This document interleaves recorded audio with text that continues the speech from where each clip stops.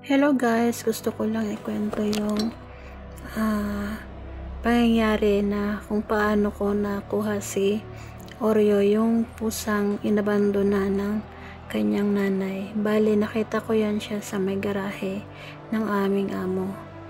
So, nagsabi ang driver sa akin o ang maneho namin na may nakita siyang kuting sa may garahe ni Baba o yung amo naming lalaki. So, yan na nga siya guys. Bale, nakita ko yan siya kalagitnaan ng tanghali. Kaso, kainitan yan siya guys. Tapos, napansin ko, yung kanyang umbilical cord is nakaano sa may damo. So, ibig sabihin, sa damuhan siya ipinanganak. Tapos, medyo tuyo na yung umbilical cord niya, pero hindi ko lang siya nabidyohan. Tapos, bumaba ulit ako kasi may camp kami noon. Binalikan ko na lang siya ulit. Tapos, ito na yung actual video kung paano ko siya nakita. Hello, my baby. Oh, manikaw, saan yung mama mo?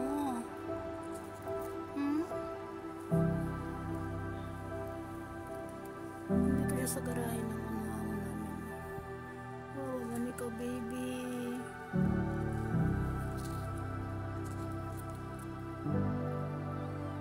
Saan yung mama mo, baby? Wala manikaw. Naghanap siguro ng pagkain yung mama mo. Opo.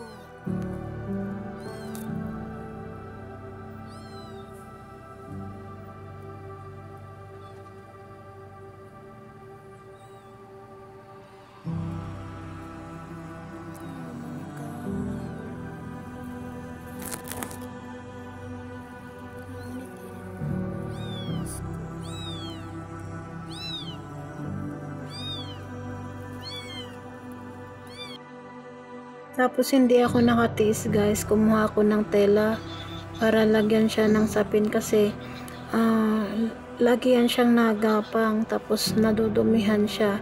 Bali, tinanggal ko na pala yung damo sa kanyang pusod, kaya yan, medyo nakakatulog na siya ng maayos. Tapos ito siya yung pangalawang picture niya, sarap na ng tulog niya. Bali, dinoble ko yung kanyang sapin. Tapos ito yung kinagabihan niya na hindi ako nakatiis guys, kumuha ako talaga ng paglalagyan sa kanya kasi kung yun lang ang paglalagyan ko sa kanya, yung sapin lang na tela, parang mahuhulog siya guys. Kaya nilagay ko, kinuha ko yung higaan ni Coco, tsaka nilagyan ko muna ng tela kasi yung talagang yan na pinaglagyan ko tsaka niya, higaan talaga yan ni Coco. Yung pinakaunang araw din ni Coco sa akin noon, nung baby pa siya. Tapos kinabukasan, pagbaba ko, siya agad yung pinuntahan ko. Napansin kong basa yung lupa. Siguro nagdilig yung maneho namin, kaya nilagyan ko ng plastic yung ilalim ng higaan niya. Tapos tsaka ko siya pinadede. Ayan naman siya, nakaubo siya ng mahigit 2.5 ml.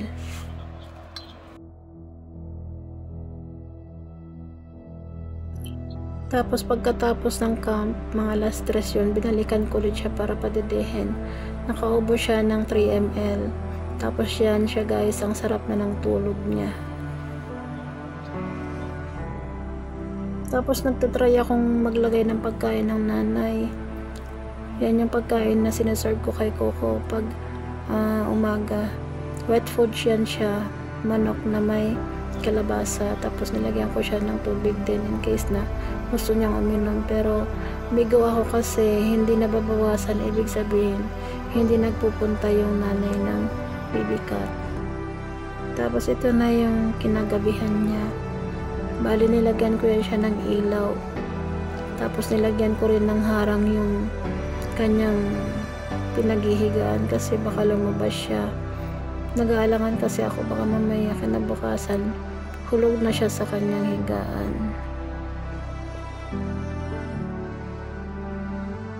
Ito yung time na ipinasok kita kahit walang pahintulot sa mga amo. Kasi naawa ako sa'yo, sobrang init sa labas. Tapos itong si Coco nag-iingay. Kasi siguro sabi niya sa akin yung unan. Kasi yan talaga yung paborito niyang unan. Tapos yung pinaglagyan ko sa'yo, yan yung unang-una niyang hinigaan ng baby rin siya. Nagtataka siguro siya bakit may pumasok sa kwarto namin na maliit na pusa.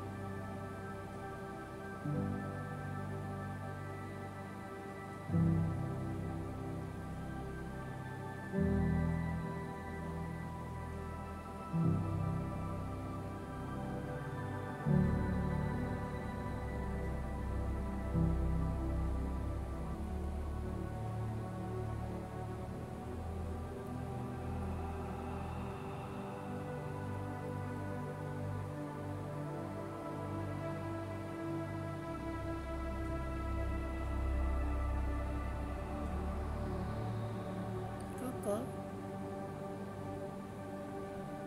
huwag mo siyang kakarnihin ha, huwag mo siyang kakagatin ha. Bait-bait yan eh. Opo. Opo, Coco. Okay.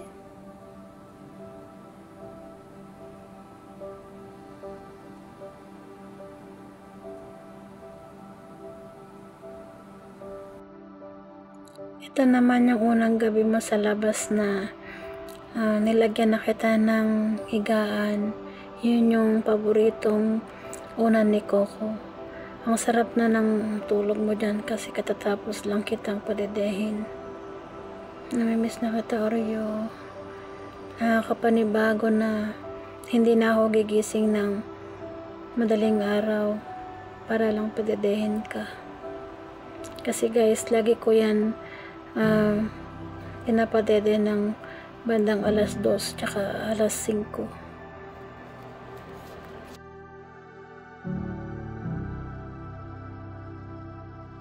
Tapos nakita ko yung pagkain na nilagay ko ng umaga is nabawasan. Hindi ko alam kung yung mama cat ba yung kumain o yung ibang stray cat na nagpupunta dyan yung kumain ng pagkain.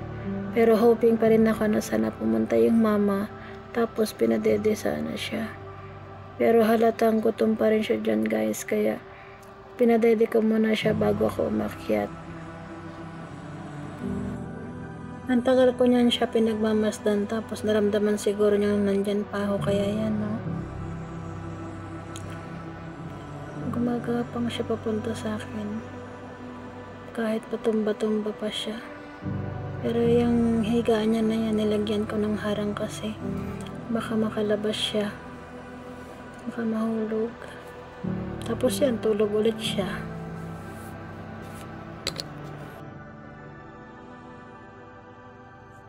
Cute time.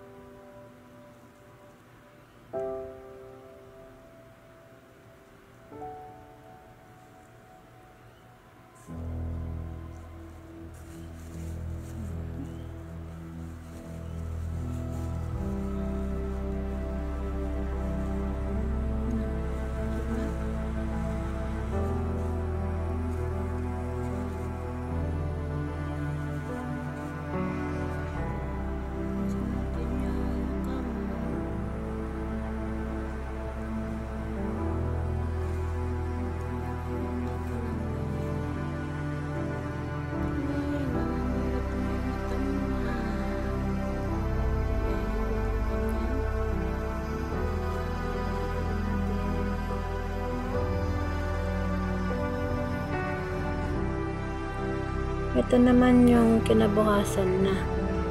Ang sarap ng tulog niya dyan. Basta bago ako maglilinis, siya muna yung una kong pupuntahan kasi gusto ko siyang padidehin muna bago magtrabaho.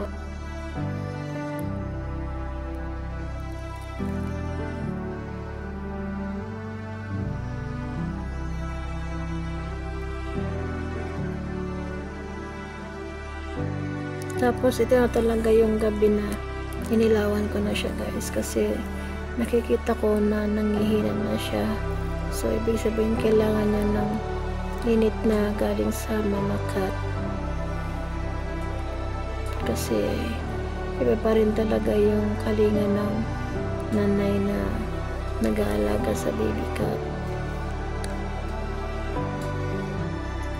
Tapos ito yung trinatry ko na ilapit si Oreo kay Coco, kasi gusto ko sana paglaki ni Oreo maging magkalaro sila ni Coco, kaso natatakot si Coco sa kanya. Tumatalon si Coco kaya tumatakbo.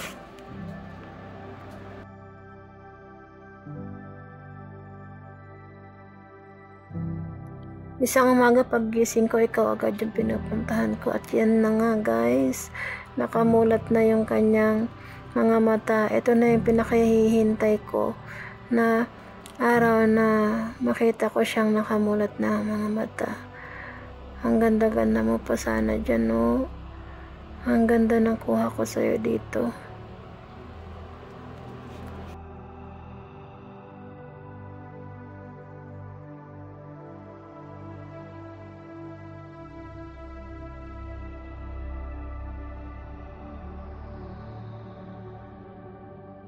Tapos ito na yung binilhan talaga kita ng powder milk, kasi akala ko pang matagalan na.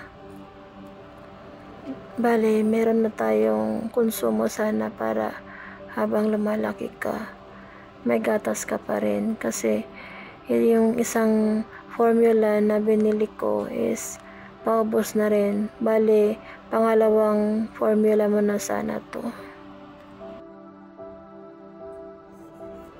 Hindi ko akalain na ito na pala yung huling araw na ipapakita mo sa akin na sobrang lakas mong dumede.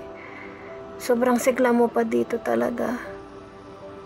Tapos ito na pala yung last day mo sa akin, dahil kinabukasan nangihina ka na. Pagtingin ko sa'yo na paggising ko talaga, nangihina ka na. Iba na yung kilos mo, ayaw mo nang dumede. Ang dami ko pa sana plano sa inyo ni Coco. Pinaplano ko na kung paano kayo maging close, kung paano ko kayo maiuwi sa Pilipinas. Pero bakit? Ginawa ko naman lahat. Napapadede naman kita ng every 2 to 3 hours. Minsan nga, kahit ayaw mong dumede, pinipilit ko. Kasi alam ko minsan marami akong trabaho, hindi kita napapadede sa tamang oras. Pero siguro nga hanggang doon na lang talaga. Bumigay na talaga yung katawan mo, kasi iba talaga yung alaga ng Mama Cat. Tsaka iba talaga yung gatas ng nanay kaysa yung formula talaga siguro. Hindi ko akalain na kung saan kita napulot, kung saan kita kinuha, doon din kita ililibing. Sana, Oreo, pagbalik mo sa akin, sana nasa Pinas na ako. Doon maalagaan kita siguro ng gusto. Yung meron ka ng mama na pwedeng magpalaki sa'yo, at i-guide ko na lang hanggang sa lumaki ka. Namimiss talaga kita ng sobra. Hanggang sa muli, Oreo. Balik ka sa akin, ha. Aalagaan na kita ng gusto. Yung may mama ka ng kasama.